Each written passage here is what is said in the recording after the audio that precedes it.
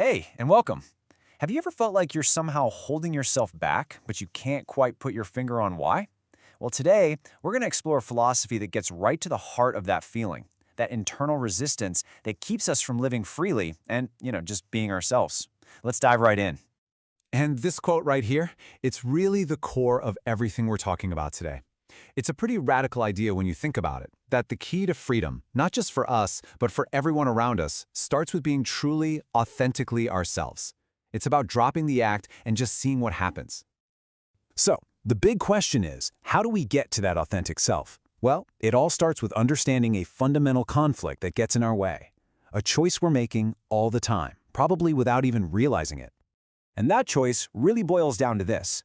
On one side, you have being real, which is the path to actually understanding life, and on the other, you've got denial, which is basically a constant resistance to life. The source material is really blunt about this. Trying to deny life while you're literally living it, well, it just doesn't work. It's an unhealthy losing battle we create inside ourselves. Now, this resistance isn't just some vague feeling.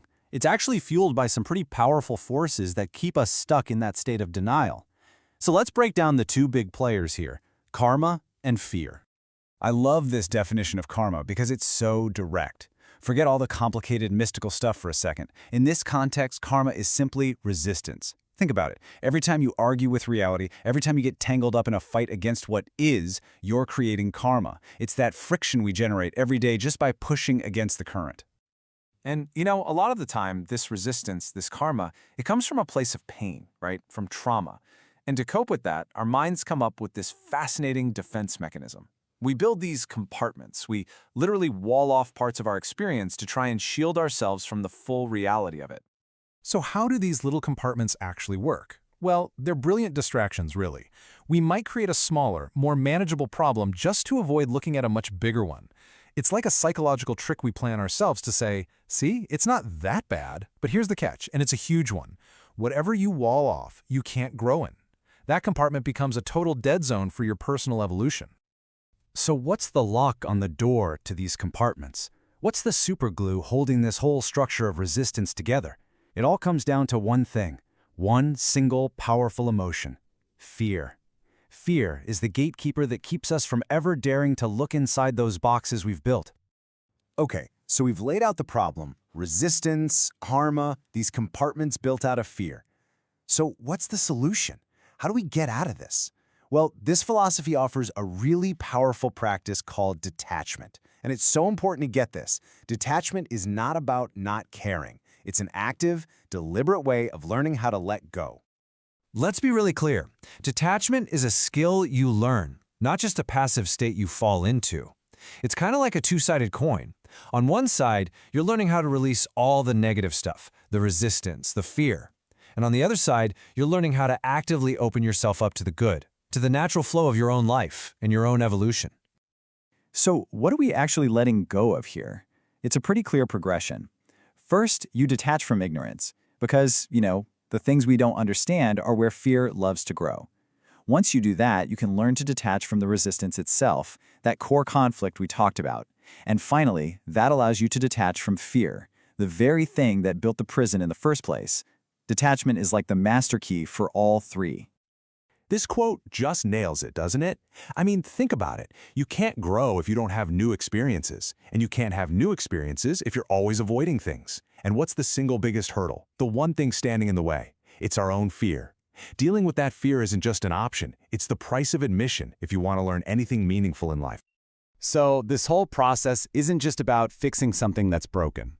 It's really about embracing a whole new way of being. It's about starting to see your life as this continuous journey of evolution, what the source material calls your spiritual path. This timeline really maps out the journey. You've got the then stage. That's where most of us start. We hit something we don't understand, fear kicks in, and bam, we build a wall. But then comes the next stage, where we can use a tool like detachment to let go of that resistance to change. And the goal, really, is to get to now, a state where our mind just accepts that evolution is natural and growth just happens, harmoniously, with all the struggle. Okay, this next part is a real game changer. According to this philosophy, our opinions can come from two very different places. You've got opinions from the mind, which are based in freedom. They're an open point of view. But then you have opinions from the ego, or the intellect. And those are different. They're usually trying to justify something, to prove they're right, and that justification is almost always rooted in fear. Learning to tell which one is talking, that's huge. So what about everybody else's fear? The guidance here is super direct. First off, you simply cannot take on someone else's fear without it affecting you, without it becoming your problem too.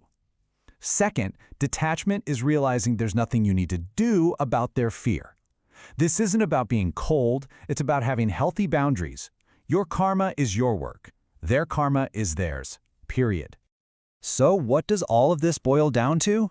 It all points to one really empowering idea. Your path to freedom is paved with taking radical, personal responsibility for your own inner world. And this table just makes it crystal clear.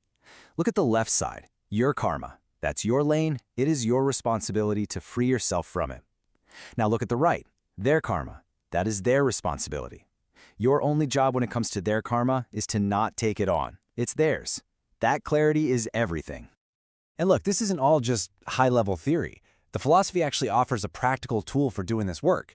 It's called Kelee Meditation, and it's presented as a direct method for learning that skill of detachment, for actually creating that separation from fear so you can open up to a state of freedom. And ultimately, when you get right down to it, the entire journey is about this one fundamental shift, moving our home base from that fear-driven ego to the freedom-driven mind. Because once we can do that, we get the power to consciously choose to detach from all those old patterns and ways of being that just don't serve us anymore. So, as we wrap this up, the philosophy turns it all back to you. This isn't just a bunch of interesting information, it's an invitation. The journey from resistance to freedom is yours to take, and it all begins with one single powerful question. What fear are you ready to detach from?